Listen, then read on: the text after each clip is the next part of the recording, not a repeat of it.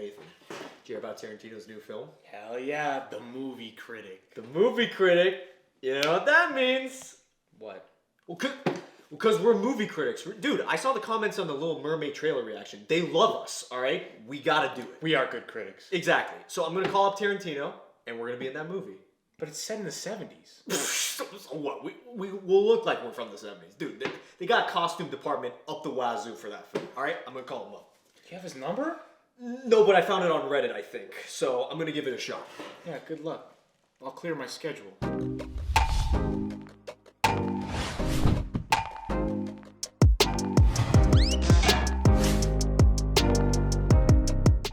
Welcome back to the Real Talk Podcast, episode 79. I'm your host, Nathan, and as always, I'm joined by the man himself, Matthew Neves to my left. Thank you. And today, we are going to be discussing Quentin Tarantino and answering the question, is Quentin Tarantino overrated? Thought it was a good time to talk about Tarantino because he has confirmed that he is working on his 10th and final film. Oh my God. The Movie Critic. And he just turned 60 years old. So shout out to Quentin. Happy birthday. Legend. Fucking A. I'm excited. I'm excited that this is his last film because I think he said in an interview where he's like, I'm not a fan of directors that like just direct past their prime, and it's just like this is what he's going to consider his best work. So it's like after this, I'm done. I'm just going to write books. I get it. And I think it's legendary. As much as I want to say I want to see as much Tarantino as we can, because I really do think he's a genius director. Mm-hmm. It's legendary to just be like, I'm doing 10. They're all bangers in their own way. Yeah. And that's it. Oh, yeah. I kind of like that because not a lot of directors get that luxury. They kind of just milk it until the end. But there are exceptions to that. I don't agree with Tarantino saying, like, once you pass 60, your films are shit. I'm like, Hitchcock. Yeah. A lot of Hitchcock's films. No, I don't past agree. 60. I don't agree with that either. I think you can be old and have great films. Yeah. But I do respect the 10, like, I'm sure Tarantino's been offered some big franchise. I know he's been offered some big franchises. Yeah. I know that there was even a time where he was helping write a Halloween reboot. Yes. Halloween. I heard that. The one I heard was Star Trek. He was supposedly going to direct and write a Star Trek film, which I thought was hilarious because the thing is, like, J.J. Abrams' Star Trek is, I don't even have to say it. It was gonna be super different than Tarantino's Star Trek. So like seeing the contrast would have been hilarious. I think Tarantino would have made a really solid Star Trek film, but like I also think he would have made an amazing Halloween. Yeah. And as a big fan of the Halloween franchise, even though most of them are very bad, yeah. How refreshing would it have been to see a Tarantino Michael Myers kill fest? Yeah. Just like the best of violence. Oh yeah, I do agree. I think that is really cool. Missed opportunity not getting to see a horror Tarantino film. That would have been cool. Yeah, but I also kind of appreciate the fact that like he has not worked on any existing IPs. Yeah, that is cool. All the shit that he's done, he's written himself, and it's all shit. of his original ideas. Yeah. As you would put it, it's the Tarantino verse. Mm-hmm. Because, well, there's a lot of connections here and there, which I think is pretty fucking cool. The first one I noticed was the Vega brothers. I don't know if you noticed that. Where's the connection? Michael Madsen's character is something Vega. I forgot his name, but he was in Reservoir Dogs. And then Vincent Vega was Travolta's in Pulp Fiction. Oh, They were brothers. Yeah, Vincent Vega, I know for Yeah. sure. But I forgot that the other guy's name was Vega. Michael Yeah. Madsen's character was Vega Yeah, in man. Reservoir Dogs. Damn. They were supposed. He wanted to make a Vega brothers film, but I think after Kill Bill Volume 2, you realize, oh wait, Michael Madsen, Travolta, they look way older than when they died in the movies. Yeah, after Yeah. 2004. Yeah. Travolta was looking different. He is a little bit different. Also, spoilers for every single film. So if you haven't seen any Tarantino films, wake the fuck up and watch them. Oh, go see him. It's like, and that's the thing. It's not like one of those daunting tasks where it's like to watch this whole director's filmography. He's got 9. Exactly. He's got 9. They're all good in their own way, and I think most people will find a couple that they enjoy at least. Have you seen all of them? I have seen every single one. Yes, Same. I have. not some I haven't seen recently. Like Kill Bill used to give on Teletoon at night. That's a Oh, deep that's a cut. good one. Oh, Teletoon at Night's fucking Kill awesome, Bill man. used to play on Teletoon at night. My last rewatch might have been on Teletoon at night, so it's Okay. like that one. Like I kind of need a refresher for. Yeah. Like I know the plot, but I don't have it too fresh in my head. Right. But yeah, in some kind of capacity, I've seen every single one. Fucking A, man. That's another thing too, is like a lot of his films, like there are some underrated, despite the fact that there's only 9, but I think he has made some underrated films. 100%. And I do have my hot takes. You have your hot takes. I'd love to hear yours right off the bat, because, you know. Right off the bat, man, his most underrated, I'm gonna say, is Jackie Brown. That's a good fucking Jackie movie. Brown, the soundtrack of that film. Yeah. Like I watched it for the first time. That was like the last one I needed to watch because it was like is one that did the worst in box office. Yeah. And I wasn't really I wasn't really familiar with like Pam Grier and stuff, and now I understand that she's like a '70s legend with Oh, yeah. Foxy Brown and Yes. these kind of movies, right? But wow, she kills it. What a cool cast. What a cool Robert De Niro role. Yes. Unexpected Robert De Niro role in that movie. Great Michael Keaton role in that movie. Yeah. Michael Keaton's in this film. And my biggest hot take of that movie, this is Samuel L. Jackson's best performance. Whoa. Beaumont Livingston is amazing. I'm gonna have to disagree with you on that one. My favorite Sam Jackson performance is The Long Kiss Goodnight with Gina Davis. I've seen that. I love that role. I was like, dude, there's something about his performance in that just feels so personal to him. And then When I did found that out come out? Hold on. in the 90s. Yeah. It was a Shane Black written film. Wonderfully directed. Loved the hell out of it. 96. Rennie Harlan directed it. But you know what's funny? Right after I watched that film, I was like looking up like interviews and stuff. Sam Jackson was on Jimmy Fallon. He's like, name your top 5 performances, and he named Pulp Fiction, Star Wars, all these films, and then just out of nowhere, his number 1 was Long Kiss Goodnight. Was it? Yeah, he's like, I love that film. Like, I love that character. It was so good. And I was like, yeah, but no, I do agree. Jackie Brown, his performance in that was fucking amazing. Something about Beaumont that I just love. Yeah. You know what sucks too, and I think I know why not a lot of people talk about Jackie Brown is because like after Reservoir Dogs. Sorry, I want to correct myself before somebody goes off in the comment. It's not Beaumont. His name's Ordell. Beaumont is his friend. Oh. Ordell. Wait, who was Beaumont in the Ordell film? Roby. Beaumont is Was that? Oh, let me think. It was. I swear to God, Chris Tucker was. Isn't it Chris Tucker? Chris that's Tucker? Beaumont? Yeah, Yeah. And it was that nice conversation they both had. That's an epic scene. Oh my God.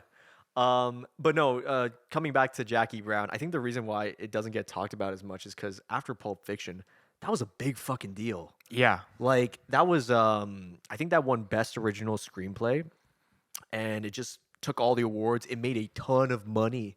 So like the studio was like, all right, Quentin, we want you to make like Pulp Fiction 2. Basically, they wanted a Pulp Fiction 2. They marketed it as like that because, oh, look, Sam Jackson's in the film. Look, De Niro's in it this time. Right. We got the big fucking names. But Jackie Brown is nothing like Pulp Fiction. And that's No. amazing about it. That's what makes it amazing. It's so distinct from itself that it takes on different things. And the pacing is different and beautifully done. It's beautifully done. The music is so infectious. Like I was playing the Jackie Brown soundtrack on Spotify for weeks after. Yeah. It's my favorite, probably my favorite soundtrack in a Quentin Tarantino film. Yeah. It might be my favorite Robert Forster Oh, performance. Forrester Yeah. kills it. Forster's amazing in it. And you would never think that Robert Forster and Pam Grier are gonna have like great Yeah. chemistry, and they do. It's like some of the best chemistry you've ever seen in film. It's amazing. Oh, it's amazing. Like I love it. Robert Forster, the guy has so much charisma. I want to see more films from him. You know, rest in peace. I think he passed away like a couple years back. I recently finished Breaking Bad because Nathan gave that huge recommendation right off the start, and I was like, "Fuck it, I'm watching it." He's in it at the very end. He was in El Camino, and dude, even with the smallest screen time, that fucking guy, He's a great actor. yeah, man, And he has credited Quentin Tarantino as reviving his career, yeah, which is something that Quentin Tarantino is very famous for. I mean, we look at Pulp Fiction.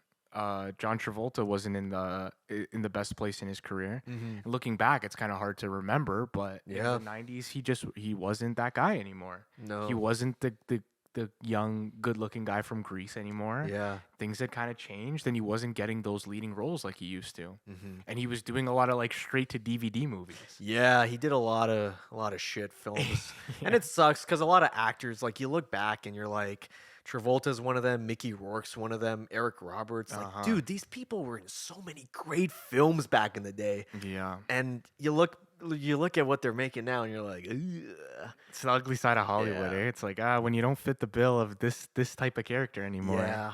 Even though if you're a good actor, it's like, Exactly. we'll find somebody else. Yeah, but I'm glad like Travolta and a few other cast members from Pulp Fiction and other films have gotten that spark. Like, I'll be honest, like, if it wasn't for Inglourious Bastards, would anyone know who Christoph Waltz was? I hope so. I don't really think so. do. But that role fucking made him huge. Yeah, huge. Yeah. Bro, Christoph Waltz in Inglourious Bastards is so scary. It's so good. It's so good. Hans Landa Yeah. is such a scary, intimidating character. That scene where he's drinking the milk, Yeah. you know what I'm talking about? that fucks it, that, like, oh my Bro, god. that's just Tarantino writing, pacing, his character work at its finest. Mhm. Tarantino has some of the best characters ever written on film, I think. He does. He really does. And that's the thing too. A lot of people try to replicate that. Because I recently saw Pulp Fiction again. This is probably the third or fourth time I've seen it. So I'm did like, I actually. I did a rewatch recently. yeah, I love the poster too. It's Uma Thurman, despite the fact that she's in it for like 20 minutes, 25 minutes. But that doesn't matter. Such her a presence iconic. is there. Yo, but her 20 minutes, you can't look away from this. scene. Exactly. It's amazing. Her date with John Travolta. Yes. It goes slow, but it's probably my favorite scene in the whole film. Very iconic, very iconic. And a lot of scenes in the film are iconic. But I was thinking in my head, like, how many people were influenced by this type of writing, this type of dialogue? Because you look back at it and it's just like, were there any films before that had two characters talking about like McDonald's And like making references to like real world stuff. Yeah. I know But it didn't come out of nowhere. It went with the story. That's the coolest thing it about worked it. so well, and it made the characters more relatable and likable in a non-forced way. It just felt Yeah. like you were hanging out with these people. right? Yeah. Oh man, I really fucking love. That's definitely to Tarantino's credit. Like when you see that in movies now, that's Quentin Tarantino Yeah. influence. It's the people fucking coined it Tarantino-esque. Mm-hmm. A lot of directors don't get that type of credibility, but you know, he certainly deserved it. Yeah, I'm trying to think of like Kill Bill Volume 1 and 2. One of my hot takes is I kind of prefer Volume 2 over Volume 1. I love Volume 1. I think it's fucking iconic. Mm-hmm. You can't deny that the climax battle with Uma Thurman and Lucy Liu, like that's great. Come on. It's That's- great. It's fucking amazing. Everyone knows the soundtrack to Kill Bill. Yes. It's been parodied so many times. But the thing I liked about Volume 2 was the dialogue, and it was way more. It didn't double down. Because I was worried. It's true. It continued. Yes. It didn't double down. It Yeah. continued. Because they could have easily done, like, all right, we did this many action scenes in Volume 1. We're going to do a shit ton more. Which is how 99% of sequels get made, right? Yeah. It's always like, how far can we push Make it bigger. Yeah. But Volume 2 didn't do that. To me, it gave off a very not laid back, but it's just the writing in that. Like, I always think of what Bill talks to the bride about Superman. The concept. Yeah. Yeah. And I'm just like, That's so Dude. Tarantino, bro. yeah, because it's like, this is the last scene in the fucking movie. Mhm. And he's just talking about that. I And love it's it. so, and it doesn't come off out of nowhere like, what the fuck? Why? You know, it's naturally written and the way it's performed. I think the reason it doesn't try and outdo itself or set the bar higher is because he wrote it all as one story, Mm-hmm. and it was originally all supposed to come out in this one really long movie. Yeah. And I think it was actually Harvey Weinstein's idea. Ooh. I don't even know if I could say that guy's name, but No, well, that's the sad thing about it. And of course, we won't go too much. into yeah, it. but a lot of films from Miramax. it's a big part of Tarantino's history. Yeah.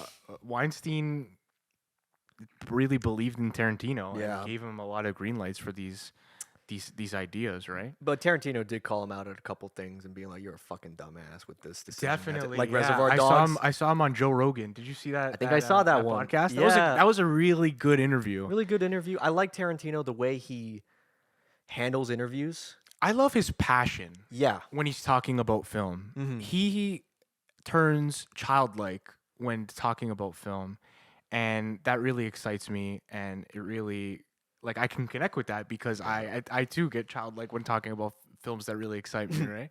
So I like really like that about Tarantino, and I love listening to all his. My favorite interview is when one lady is just like, "Why all the violence? Why all the violence?" It's like, because it's so much fun, Jan. Get it?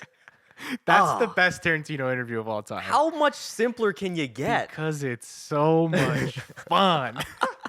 And it is. Like, all the violence in his films are not like, they're very out there. Yeah, I wanted to talk about that. People, that is kind of like a criticism of Tarantino: too much violence or unnecessary violence. Yeah. I don't think so. No, especially if you've seen tons of films nowadays. Like, the only difference between like a Michael Bay film and Tarantino film when it comes to violence is that Bay doesn't have all the blood squibs and all that shit, but that's what makes it cool. It's the same shit. You watch a Transformers film and it's like, look how much destruction there is. The amount of people dying. It's in a an Avengers movie, film. and Tarantino Exactly. is very self-aware. He Yeah. knows he's making a movie, Yeah. and it's not real life. People are not dying. Yeah. So just go all out. Exactly. But I can sense the hypocrisy though. Yeah. It's like, why the fuck does he get shit? But like, you take your kids to Avengers Infinity War where half the people in the movie die. Oh, but there's Yeah. no blood, so it's fine. Yeah, it's such hypocrisy. on. For real. Yeah, Jesus. that's definitely not a warranted criticism of Tarantino. Yeah. There's a lot of weird criticism. Like recently with the Once Upon a Time in Hollywood, some critic was talking about I think Margot Robbie's character, Sharon Tate, didn't say a lot of lines in the film. So they're like, Right. oh, that's not good character, is it? And Tarantino just was like, I reject your hypothesis. And then just moved on with the question. What are your thoughts on Once Upon a Time in Hollywood? Because I feel like that one kind of got split review. Like, some people like it and some people don't. I like it because it shows Tarantino at his most like experienced. You Yeah. can tell the film was made by someone who just knows everything about filmmaking. He's just flexing. Yeah, and he's Some just of those like, shots, you're just like, what the fuck? Yeah. And the shit that he was able to pull off on Hollywood Boulevard, yeah, changing the signs, doing everything real, no CG, everything practical. yeah. That production design team, props, holy shit. The highest level of production design. Yeah, Like, I watch that movie and feel like I know what it was like to grow up in the 70s in Hollywood. the cars, the fucking cars. Like, really think about it. You're trying to set this in 1968, 1969. A lot of those props are super old. The Cinerama Dome, all that shit. Like, how do you? God, how did he do that stuff? I fucking love it. I love the aesthetic, but I also love the fact that it wasn't the obvious Tarantino route where it's just like, oh, wait a minute, is it just gonna be like the other films he's done? And he's like, no, it's not. It's very much like you follow DiCaprio's story, you follow Brad Pitt's story, you follow Margot Robbie's. It's not my favorite Tarantino film. I think it's No. like pretty solid, and I think Brad Pitt's my favorite character in the film because of the speculations from him as the stunt guy who may or may not have killed his wife, Brad fights Pitt's a Bruce Great Lee. character. Yeah. Oh yeah, the Bruce Lee controversy too. Yeah. Yo, every MMA fucking mixed martial arts is like, oh, when they saw the film, they're like, the fuck is this? Yeah, everyone was mad. It's like, it's a fucking movie. Yeah. Tarantino said it best. It's like, I understand from the relatives of Bruce Lee, but everyone else can shut the fuck up. It's like, yeah, sure. Yeah, Everybody yeah. else, what, you knew Bruce Lee? You knew him better than Tarantino? Like, exactly. I get the relatives, but Exactly. What an odd thing. It feels like every film from his catalog had a little like pew of like, hey, by the way, I'm not a fan of this. And then he's still going. He's like, I don't give a fuck. yeah, I think that just happens when you get a guy with a very singular vision, and that's Tarantino, and he's not gonna bend over for a studio or make decisions by committee. Yeah. He's gonna be like, no, this is how I want to do it, and if people don't like it, it's cool. Yeah. you know, I- he's okay with it. Exactly. I even read like an article about them like doing some questionnaires of people during Once Upon a Time in Hollywood. It's like, why are you seeing this film? Are you seeing it because of the cast? Are you seeing it because of this, that? 35% of them said because of the director. I don't know who else is involved in it, but I hear Quentin Tarantino. I want to watch it. And it's kind of refreshing seeing that high of a percentage for a movie nowadays because most of the time nobody knows who the fuck directs these movies. These days, that's even more rare than ever. And what's really cool about that is in 2019, his name is bigger than ever. Yeah. Considering that Reservoir Dogs came out in 1992. Yeah. It's I love that. I love that like his work has been resonating for people that didn't grow up during that time. The staying power of this. Like I mean, we weren't alive in the 90s. Like we Nope. grew up in the 2000s. Yeah. We all knew what the Pulp Fiction poster looked like. Yeah. Every single one of us. It's so iconic. You know what I mean? Like Yeah. the staying power of these films is unbelievable. I really love that. I love the fact that he did 2 Western films, Django Unchained and The Hateful Eight. Django. Those are some good fucking movies. Django is a masterpiece. Yeah. And I'll say it now, my favorite of his filmography. Really? Yep. Damn. Django to me is so perfect. Like the perfect movie. I love the characters. I've always been a huge fan of Jamie Foxx. I think he kills it in that role. Yeah. Christoph Waltz Oh, yeah. kills it. Mm-hmm. I love Django. The music, everything about Django is awesome. It's pretty cool. Which Which is is riding the horse and they play Rick Ross. I come love on. that part. Yeah. It's so funny. Yeah, you can't deny that.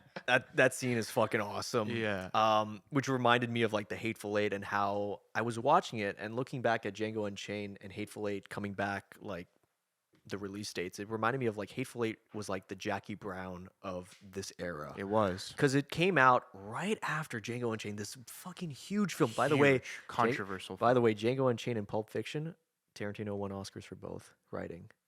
Wow. He's won 2 Oscars, and those are the films he won them for. Good for him. But yeah, Hateful Eight.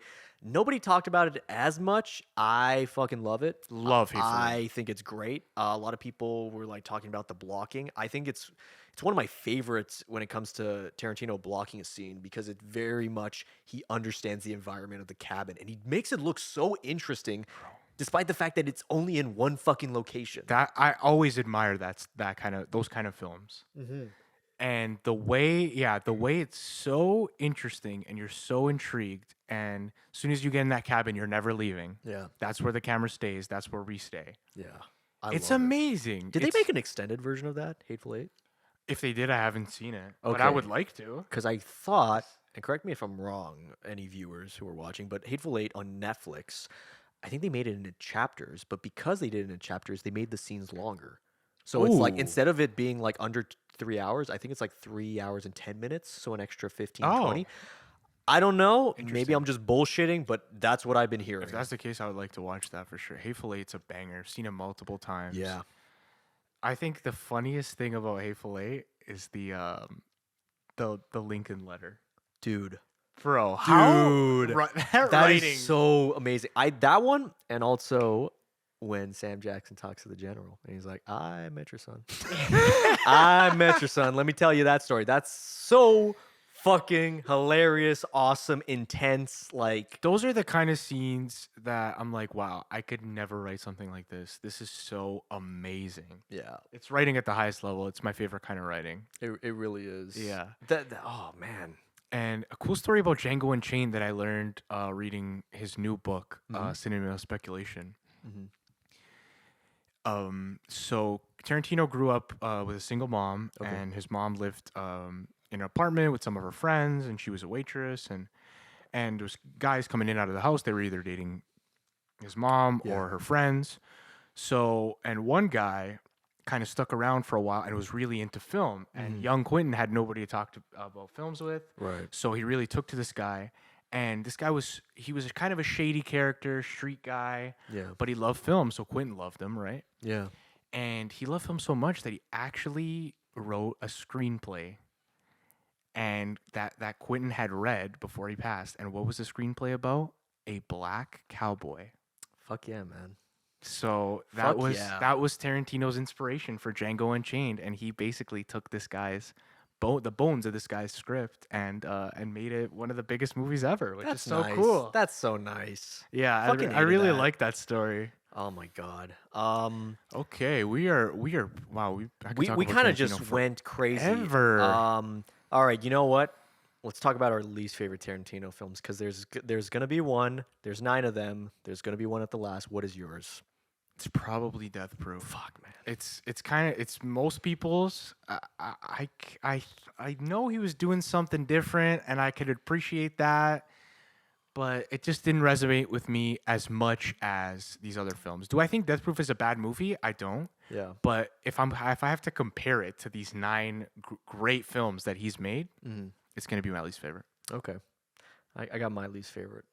You're fucking ready? Drop it on me. This is my hottest take from Tarantino. My least favorite, still a good film. I just don't see myself watching it anytime soon.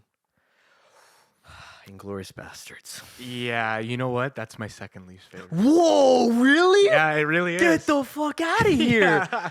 I get it. A lot of people love the scenes. I love There is Christoph Waltz' scenes that are- performance. yeah. It's my favorite performance, but like Oh, it's great. I don't know. Something about it just doesn't Didn't resonate with me as much as these other ones. it didn't click the way I thought it was compared to the other films he did. And I also like Death Proof, but I like it because, it's what is it? Rosario Dawson, that other actress, Elizabeth, and the other actress beating the shit out of Kurt Russell at the end. Yeah. Dude, that's the funnest. That's so awesome.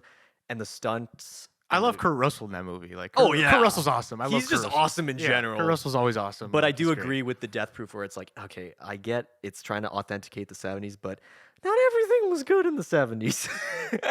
So when you do stuff like that, I'm like, I get the criticism when it comes to that. But, Let's do a quick top 3, and Yeah. then finish off with his new movie. The news on his new movie. So my Okay. top 3. Go for I'll it. start right now. Is number 3 Ooh. is gonna be Jackie Brown. Okay. Number 2, Pulp Fiction. Mm-hmm. Number 1, Django Unchained. All right. That's my list. Here's mine. I'm going Jackie Brown, Hateful Eight, Pulp Fiction. 3, 2, 1. Not a baby. lot of people have Hateful Eight in their Tarantino top 3, and I respect it. It's definitely in my top 5. I love it. Number 4, because I was thinking it was either gonna be Hateful Eight or Kill Bill Volume 2, but I was like, I'd go for Hateful Eight because it's got that complete story to it. True. So And so Quentin's 10th film, The Movie Critic, yes, it's going to be set in the 70s, set in 1977. Of course, because Tarantino's obsessed with that era and the era that he grew up in, which I get it. I have like the nostalgia. I'm sure Yeah. we're never going to stop feeling for 2000s films, right? Mhm. And there was rumors that it was about Pauline Kael, a very famous film Fuck, critic it's of the not? 70s, and unfortunately, he cleared it up recently that it's not. But it is going to follow a film critic in the 70s, in 1977, and it's starting to film this fall. So Okay. I'm really looking forward to that.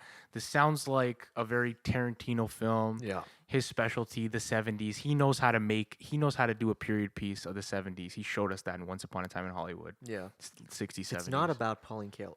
Does that mean that even though it's not about her, is she going to be featured perhaps slightly? I want to see the actress who plays her, as well as, I don't know if it's too early, but Roger Ebert, Siskel. I want to see them. I'd love to see that. But yeah. it is late. Oh, maybe. I don't know. I know a ton of critics back in the day, so I'd like to see the actors that he gets playing those roles, as well as, who knows, maybe this critic is a fictional character. And if it is, then who knows, maybe Tarantino is going to put a lot of fucking heart and soul into it, which he always does. I know he will, and I hope he brings back a lot of his reoccurring cast Yeah. for the final Dude. banger. Samuel's got to be in it. Christoph Waltz, all the Michael guys. Madsen's definitely. Michael Madsen. Yeah. You got to get them in it, but I'm really looking forward to that and happy to see that it's already going to start filming this fall. Fuck yeah. And we will end it off there. Thank you for watching this episode of the Real Talk Podcast. Don't forget to give us a like, a comment. Comment your favorite Tarantino movie. What's his most underrated? What's his best? And subscribe to your boys. Take care. Brush your hair. Peace out, y'all.